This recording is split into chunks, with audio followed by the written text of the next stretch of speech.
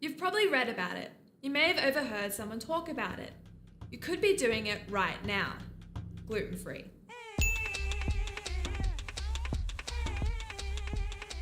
Why do some people follow it like a cult? Why is it more expensive to buy something that's missing an ingredient? What even is gluten? Gluten, according to Mega Global Resource Depository Wikipedia, is a protein composite found from food derived from wheat and other related grain species. It gives dough its stretchiness and its chewy texture. It is also used to help out foods by boosting them with protein. Sounds harmless, right? Well, no, according to followers of gluten-free diets. They would say it makes you feel less bloated. It helps with weight loss. It tastes better. Well, okay, I made that last one up. We all know that not really bread and not really pasta tastes not really good. And what is up with that texture? But surely there is some scientific proof that it does work, right? No. Real doctors and even Harvard will tell you there is no proof that gluten-free is actually better for you. It's just an insidious fad that has been growing in popularity since 2005. I want to try and use something called logic. A decent sandwich or a plate of pasta has enough carbohydrates in it to keep you full for most of the day. They are, after all, low GI foods. That means they release nutrients slowly. How about weight loss? Again, with logic.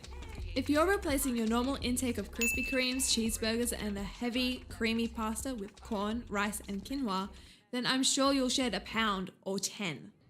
So let's see what's going on. Gluten-free is a way of life for some people that is perpetuated by word-of-mouth chit-chat and not by years of research. And yet it's harming our health and costing us more. You're paying for something you believe is healthier, but you're being completely fooled. Look at this example here. Here is a loaf of white bread at a pretty reasonable price, $1. Now check out this example of gluten-free white bread from the same brand. It's $4.99.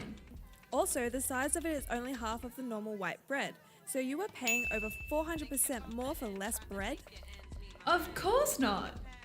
So let's take a look at the nutrition information on the back.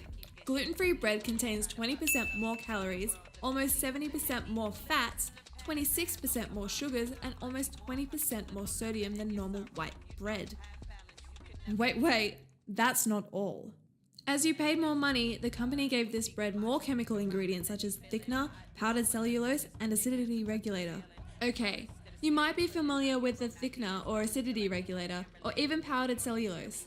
I mean, cellulose can be readily found in vegetables anyway, right? Those are the avant-garde cellulose. The cellulose I'm talking about here is wood pulp. Powdered cellulose, or C6H5010, is made by cooking raw wood fiber in various chemicals to separate the cellulose, which will then be purified. So you're not only ingesting wood, but you're ingesting chemically processed wood. Wow, that sounds so much better. But the government said it's safe and it's okay. Who cares if it's safe? It's wood, for heaven's sake. But I have wheat intolerance, you meanie. Well, have you been to the doctor?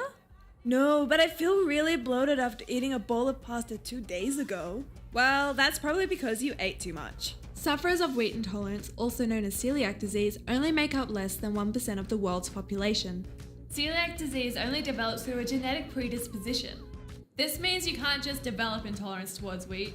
Get your facts straight. See the doctor. Save yourself the trouble of paying more money and irritating waiters at your favorite cafe. You have to be careful these days not to be so trusting. We are spoon-fed information left, right, and center, and we must not fall into the trap of being gullible. The companies are making more money from loosely researched facts. Gluten-free diets don't work. It's a big, fat placebo. It's a fad. It's a scam. It's bullshit. Why on earth would you listen to Miley Cyrus anyway? Keep it 300 like the Romans, 300 bitches, where the Trojans, baby, we living in the